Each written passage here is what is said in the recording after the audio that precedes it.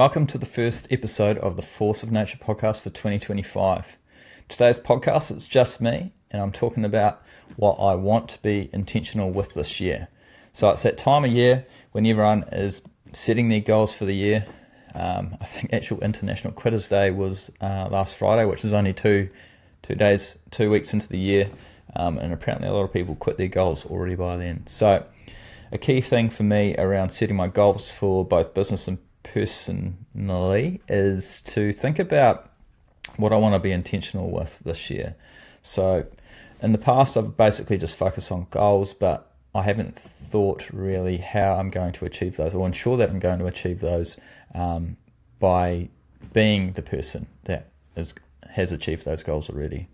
So for me, intentionality is focusing around 5 different areas this year, is both Force of Nature and myself, because realistically we're one and the same, specifically because we're just a one-man band. So for me, the 5 growth areas this year are growth, authenticity, setting boundaries, health and wellness, and collaboration. These are the 5 areas that I'm going to focus on this year to ensure that 2025 is set up and is successful, and the goals that I want to achieve are achievable because I'm being these 100% each and every day. So the first one is growth. I have always had a growth mindset, and it's one of my key values as a human being. So my top 3 values as a person are growth, so growth minded, authenticity, and health. And you can see these are showing through in my 3 areas that I'm going to focus on this year and have really key intentionality on. So what is growth for me? Well, that means both professionally, personally, and with Force of Nature. It's growing in all areas, and I'm a big advocate for being a lifetime learner and always growing, because I think keeping your brain active and going and able to solve problems and always learning puts you in good stead for later in life. But realistically, for me, growth enables me to achieve the things I want to in life, because if we just stay in our comfort zones, realistically we don't achieve those goals or those wins that we're looking to achieve. So a key thing for me when it comes to growth is that this actually happens outside the comfort zone. So we have to get uncomfortable to grow. And for me, I've probably played it 1 foot in, 1 foot out in terms of the comfort zone with a lot of my decisions going in the past. And even though I've done a hell of a lot of growth over the last few years, this year for what I want to achieve with the business really means that I have to take quite a big jump outside that comfort zone. And for me, that is quite scary, but also very exciting for what that opportunity could provide for me and my lifetime goals.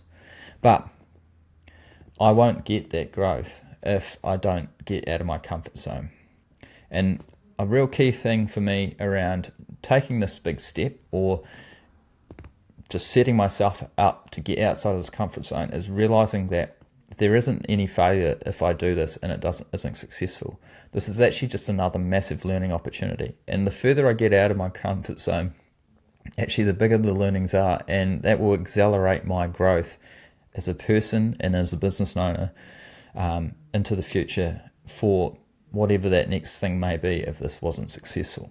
But in saying that, I will do anything and everything to ensure that I will be successful, and that means showing up every day and giving it my all.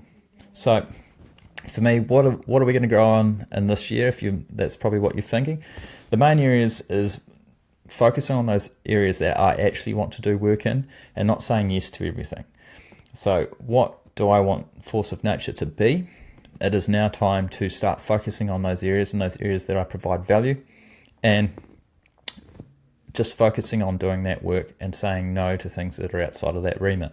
So for me, I'm really keen on bringing a business mastermind for farmers to New Zealand. We see variations of it overseas, we see it in other industries, but we don't have anything like it in New Zealand. And for me, this is a big jump for me to go and do, because I've been wanting to do this for quite some time, but I've been telling myself that I don't know enough. That age-old story that I don't know enough, I can't provide enough value. But the realization that I've had is that essentially the quickest way for me to learn everything is to do it. And I can always contract in people to fill in those gaps or areas that I aren't as confident in. And then as I learn from them over time, I can fill those gaps, or as the business or the mastermind grows, then I can employ people to focus on those areas of the business and providing value to farmers. So that is something that I'm looking to bring to market over the next couple of months. And if you're keen to know more, flick me a message, because it's open to all types of farms all over New Zealand, and there will be in-person events online, and some visits from me as well. So if that sounds like something you're interested in, essentially reach out, but there will be more information coming over the next couple of weeks after this podcast as well about what that will be. Another areas I want to focus in is actually that one-to-one coaching of farmers. So how can I facilitate them to be the best that they can be? I want to create unstoppable forces of nature within farming. So that's the people, that's their businesses, that's the landscapes that they work within. That is what I'm passionate about. That is where the business name comes from. That's where this podcast name comes from. I want to create forces of nature that can do what they want to do in their lives, and they're very sure of themselves, and they can perform under all circumstances. So that is something that I'm keen to do this year. I really want to focus on the natural capital, the agroecology side of things. How do we get our soils and our ecosystems performing well so we can have more profitable farms with lower inputs? And with this podcast, I really want to focus on having really high quality guests, and they don't all necessarily have to be farmers or people working within the farming industry. I want to bring that holistic view to what we do with health and well-being and nutrition. So how can we perform better as farmers so that we can each and every day achieve what we need to and ensure that we don't burn out going into the future. Another big goal for me this year in growth is just continued personal development. I'm still doing the Create program with Nicole Masters at the moment, and I've gone through a huge amount of growth with this process. But it doesn't stop there. This is just a stepping stone onto my next level of growth. And once I finish this program and have time to install the things that I've learned, then I will figure out what the next area of growth that may be required for me that will probably align with the mastermind to ensure that I can deliver what I want to and what is needed for those that I work with. It also means that I'm growing personally as a human being, and that if I'm continuously growing and evolving, I will hopefully be becoming a better human each and every day as well, which is a key thing of what we want to be doing. So I think it's James Clear in Atomic Habits. He says 1% better every day, and that's just a little ethos I like to bring to my life. The other area is that optimization around human health. So I've talked about health being one of my key values, and it's a really key underpinning point for me of being, if I want to be the best human being that I can be and be able to perform it as well as I can at my best level, like I'm a high performing athlete, each and every day when I'm working with my farmers and other industry, I have to be able to operate at the best level I can. So that means I need to be looking after my mental well-being. I need to look after my physical and nutrition. So what am I fueling myself with to ensure that I can be able to operate at a high level each and every day so that I can provide the quality service that I want to. That's really key to me. And those learnings that I'm learning through that, I obviously will probably share a bit more of that through my journey this year around authenticity as well. So for me, I guess a really great example of growth that personally in my life is definitely this Create program that I'm doing at the moment.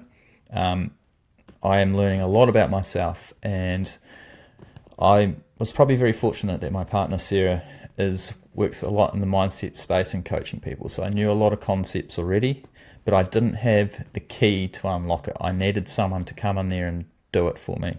So it was all very well knowing the content, I guess you could say, or some of the content, or some of the things that I knew were my limiting factors, and I thought I had those sorted.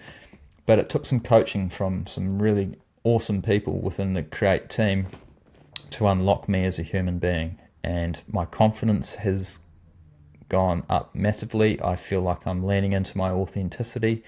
I feel like I have gone through, I'm like U squared essentially.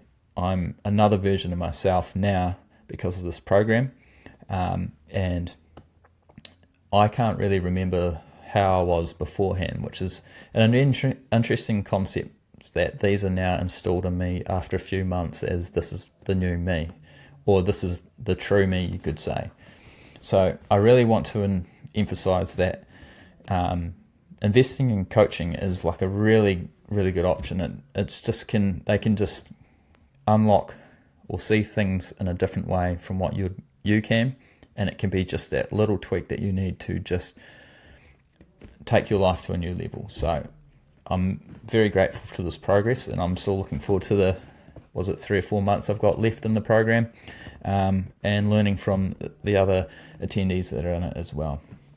And I guess finally, when I'm talking about growth, it happens outside that comfort zone, but it's also, we've got to be aware that it's a continual process. There is no such thing as a destination or perfection.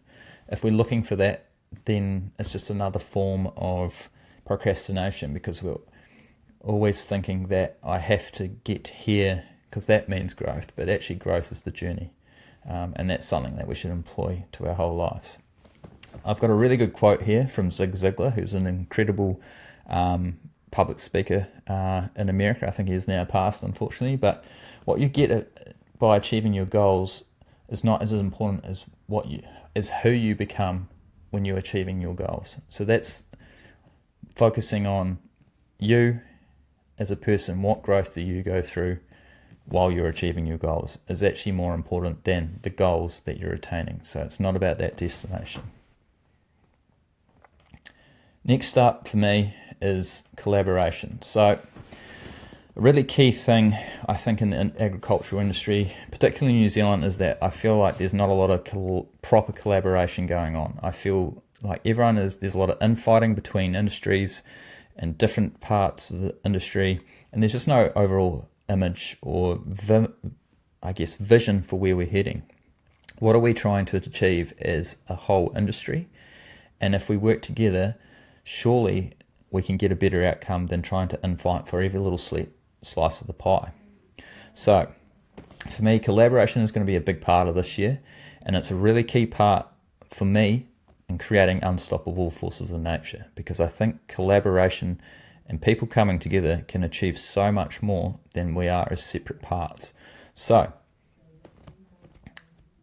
realizing that we've all got a lot of potential, and this industry still has a lot of potential, particularly with profitability, and the products that we bring to market are very unique in the fact that in the way in which they're grown, and probably the nutrient density and variety with a lot of it. We should be capitalizing on this and working together as an industry and creating almost a brand value around New Zealand that is similar to champagne, if we think about it. When people think of produce from New Zealand, we want them to think, okay, this is healthy. If I eat this is healthy. This is good for the environment. This is low emissions or low carbon, if we're playing that game. And I want to choose that because I know that my dollars are spent going towards the best value food for that type. So when I look at a lamb from Australia or a lamb from the UK, I want to buy New Zealand lamb because of those values. It's New Zealand. And that's what we should be working on as an industry. And that's what our country reps should be pushing overseas and working together, not working separately. And that's not what I feel is happening at the moment. So I guess a really key quote around this, I'm going to use a few quotes throughout this to explain my viewpoints on things, but here's one from Henry Ford. It's, if everyone is moving together, then success takes care of itself. So that's what I mean by the industry working together and trying to deliver this outcome, because actually we need to have a profitable farm, and I mean that's at the farmer's gate. That means they need money in their back pocket for the rest of the industry to be successful.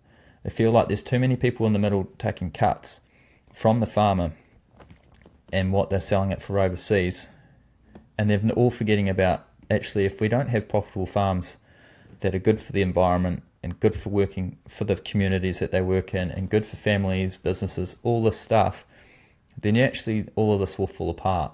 And New Zealand being very agricultural based industry, we actually need a strong industry that's successful and profitable to maintain the standards of the country that we currently have. Because we can't rely on tourism, we can't rely on any of the other industries because they're not producing the same amount of export dollars.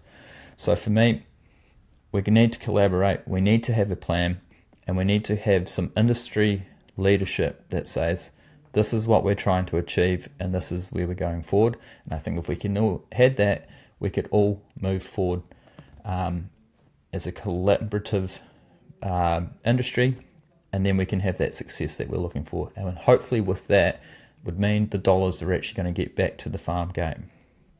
Currently that's not happening, and it will be the death of the industry if we carry on the way in which we are doing it right now. So how am I going to bring collaboration to Force of Nature after that wee rant about the industry?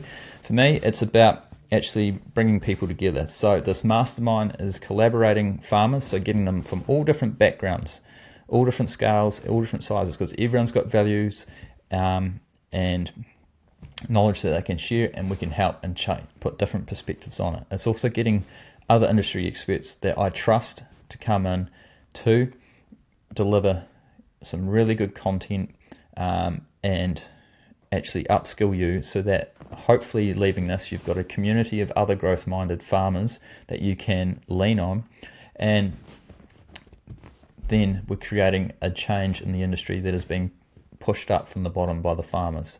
They're going, we want this. There's a big group of us now coming together, and we're getting all the tools that we need to be successful businessmen, successful farmers, successful human beings, and this is what we're working towards. And I guess if the industry starts seeing that coming up, then they have to get on board as well. So collaboration from that point of view, but also collaboration from the point of view that I want to work with other people more collaboratively rather than just work by myself. So that is going to be a big change for 2025 as well, is where can I see the opportunities to collaborate with others. Number 3 on the areas that I'm going to focus on this year. This is a big one, new one for me, setting boundaries. For those of you in the professional sense, or probably most people, really hard to say no if you've got people-pleasing tendencies like I do myself. Particularly as a pretty relatively new business owner, only just over 18 months old, it's very easy to say yes to everyone because you want to get the work from, I guess, a scarcity point of view. You want to be able to pay the bills. You also want that workflow. You also want to be able to deliver really good service, so then your name spreads further. But that is a great way to run yourself into the ground eventually, because you're not setting boundaries. And we all know that when we do work that we don't enjoy, or do things that we don't enjoy in our life, it drains our energy. So a good example of this is, like in our personal lives, those people that you hang out with, and we call them energy vampires, which is you hang out with them and you just leave after, spending time with them, and you're just drained and you feel cranky, and it just feels like they've sucked all the good energy out of you. Same thing can happen with your work. You're doing that work that doesn't light your fire, and it just drains it out of you. Whereas we do those things in those within our workload or our day-to-day life that we just love, and we actually almost feel like we come out of it with a huge amount of energy than we went in with, which is a really good indication that you're working from a place of flow and something that aligns with your values. So it's very hard as a single band business owner to say no to things, and as a one-man band, you have to do everything. You do the marketing, you do the admin, you do the invoicing, you do the business development, you actually deliver on the work. So there's not as many opportunities to say no. But for me this year, it's going to be really key around saying no to those work flows that don't, or those projects that don't align with where I want Force of Nature to be in 5 years. And hopefully that will create space to work on the systems and things that I need to put in place now to either deliver the things that I don't enjoy as much as efficiently when it comes to my time as possible and energy, and also creating new systems for what I want Force of Nature to be in future. Particularly if I bring on new people, I want them to have a business that has good systems in place so that they can pick things up quickly rather than trying to learn everything from me. So a really good quote I like to have around setting boundaries, particularly in saying no to work, is that we are not required to set ourselves on fire to keep other people warm. So that is, I don't need to keep saying yes and yes and yes and yes to work to ultimately burn myself out, hoping to please everyone else, when actually a lot of the time those people wouldn't do the work in response for me, or they don't even expect that level of service or that speed of return of work from me. So it's setting those boundaries, being very clear around that, and that might be just as simple as saying, hey, I can't do this for this month, I can do it next month, and that creates the space to do so. So a key part of this will be actually changing my mindset around it. How do I flick my mindset to be okay with saying no and not be worried about paying the bills, free up my time? So part of being a business owner is that you want to create that work-life balance and have that time off to do the things you want to do. But if I just keep saying yes to work all the time, I won't have any spare time. So that's something that I'm really pushing for this year, setting boundaries, being comfortable with setting those boundaries. So that's going to be a huge work on for me in 2025. But I'm looking forward to getting a few no's under the belt and feeling a bit more comfortable about it. And that will hopefully make people also realize that, no, he doesn't do that type of work. And I will obviously push people onto other businesses that I trust that will do that work for me. The next one is a really key one for me. It's around authenticity. So authenticity is my number one value as a human being. I figured this out through doing the values process under the Create program. Didn't realize it was so important to me, but being authentic and leading by example is something that is the way that I see myself as a leader. So I like to show people by doing, and that's the way I lead.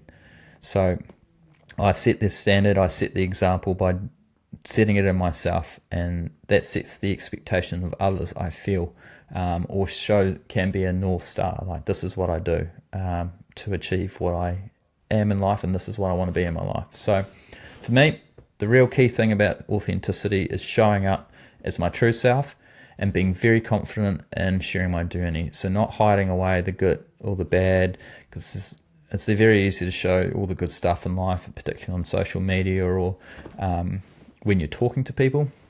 But it's important to share those challenges in life as well, because we've got to realize that each and every one of us have unique experiences that no one else in this world has ever had, so that we can actually share those and we can share the growth and the knowledge that we acquired through going through those unique experiences.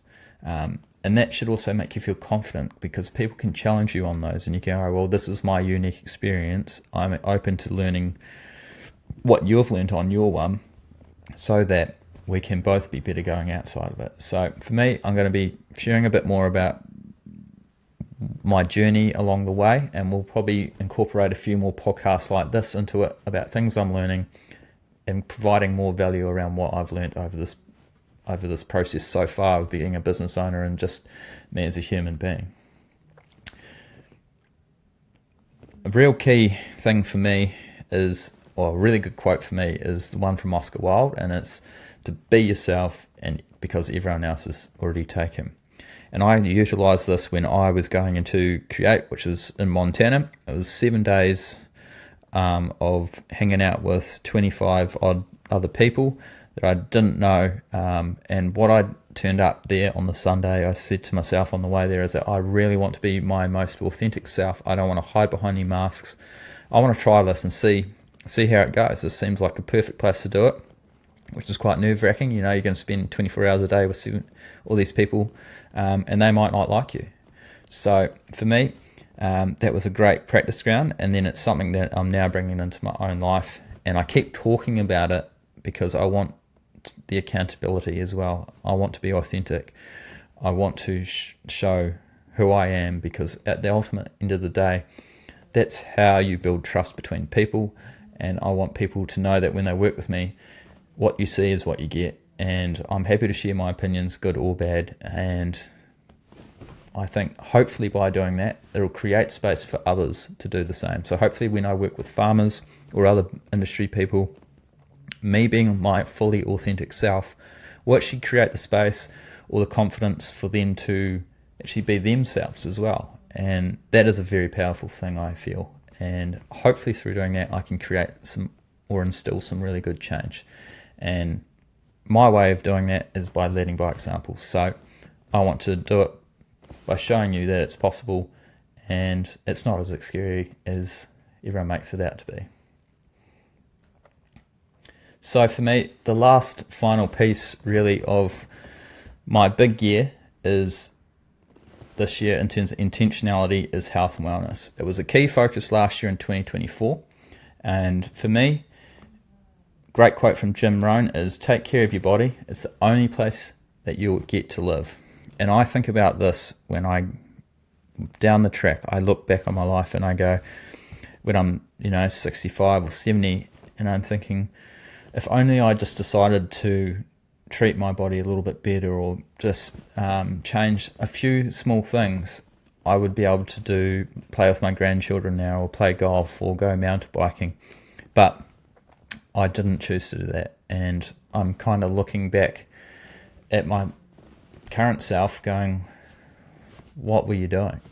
So for now, I like to think is I want to take a holistic approach to my health. So that is, moving the body. So movement is medicine, health is wealth. So feeding myself with really good nutrition. So I've spent a lot of last year focusing on probably eating whole foods 80% of the time. I like to grow my own food. I harvested some deer. I've got some lambs in the freezer. I've got some beef, like trying to get really good quality food into the system because I want to fuel myself so I can be the most productive and be at my top performing self each and every day so I can deliver for others. And that's not just in business, that's for my partner, it's for my family, my friends. I want to be able to show up every single day and be my best to show that I actually care and can be of service to others. So for me, 2024 was about cleaning up my food. I actually followed a gym program for the first time in the whole probably 18, 20 years I've been going. That wasn't a rehab one. For those that know me, know that I've had a lot of injuries through sport. Last year was the first year that I haven't had an injury, so in a very long time. So for me, that's a success. And now my body feels the best it's probably felt in a very long time. And I feel that I have the capability and fitness to go and do a lot of things.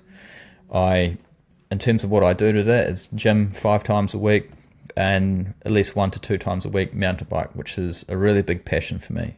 Mountain biking's great because you get fitness, you get the adrenaline, and it's a really good thing for getting yourself to be present, because when you're riding a mountain bike, you've got to focus 100% on what you're doing. So if you're bombing a hill, you're hitting jumps, going around corners, there's roots, there's rocks, there could be sheep, cows running across the track as well.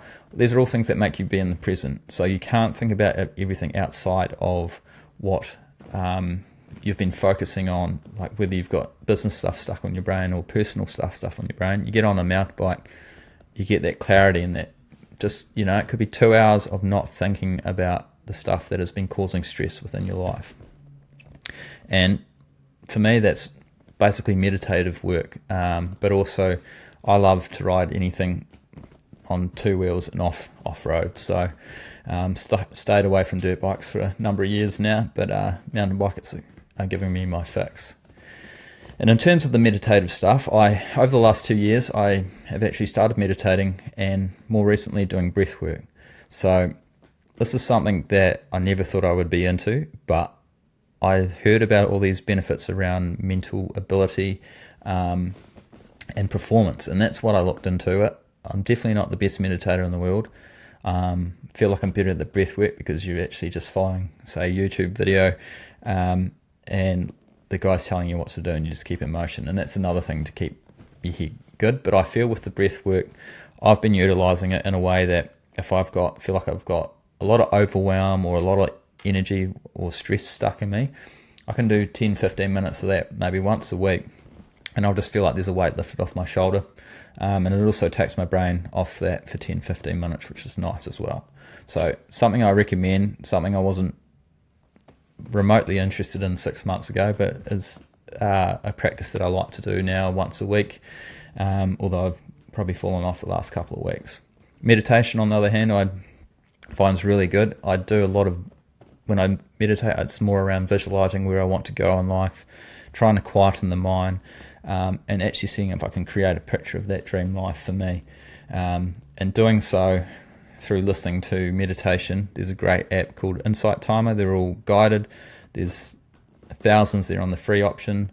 And I think if you want to pay for the paid one, which has courses in it, it's like $100 a year. It's nothing. And I find that's been really good, particularly with helping me get to sleep at night. So for me, I seem to get a really busy brain just as I want to go to sleep with all the ideas. So now using meditation helped me actually get to sleep a lot easier and get some of those brain ideas out of my mind. Failing that, a really good thing to do is write all the things you're thinking about out on a piece of paper, get them out of your mind, and hopefully that'll help you get to sleep as well.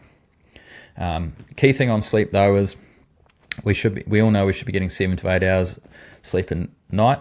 But a really key part of that is the circadian rhythm of it. So we need to be going to bed pretty much at the same time every night and waking up at the same time every day, because that helps the body heal, and with just that consistency, it knows when it goes to bed. It should hopefully help you go to sleep and wake up easier in the morning as well. So those are a couple small health practices that I like to do. For those out there, I guess I've always been really keen on my own health and well-being. Nutrition is really keen now, so I actually really enjoy growing my own food or hunting or fishing. I also really enjoy cooking and like learning new recipes. I find if I cook a new recipe every week, it keeps me really interested in food, and there's just so many different things out there. But I think if we eat 80% good whole foods most of the time, you should be in pretty good stead as long as you're moving as well. So for me, what makes it work is just breaking it down small. I find when it comes to movement at the gym, having a program makes it very easy. I don't have to think about it. I just go to the next exercise and do that. Some people like having personal trainers. Some people like doing gym classes. You just got to find what works for you and commit to, say, 3 times a week. And then, going for a walk, or if you like mountain biking or being out in nature, you've got to prioritize these and be intentional with putting them into your life. Otherwise, they're the first thing to go. And that's the same thing for everyone. Everyone drops the fitness and health stuff when things get stressful. So we need to be intentional about building these into our lives. So for me, movement is medicine. So is food. We need to be focused on feeding ourselves and fueling ourselves so that we can be the best that we can be, because that enables us to be really good farmers or people who service the farming industry. Because at the end of the day, if we are doing stuff that's detrimental to our health and detrimental to our well-being, how can we expect to provide the highest level of service that we should be to the people that we work with? Because if we're doing that, it's showing that we care and we want them to be successful, and we want to be a part of that success as well. So that's all for today's podcast. Hopefully that gives you a bit of insight into what I'm going to be up to in 2025. Key things are this podcast. We will still be doing a lot of the interviews.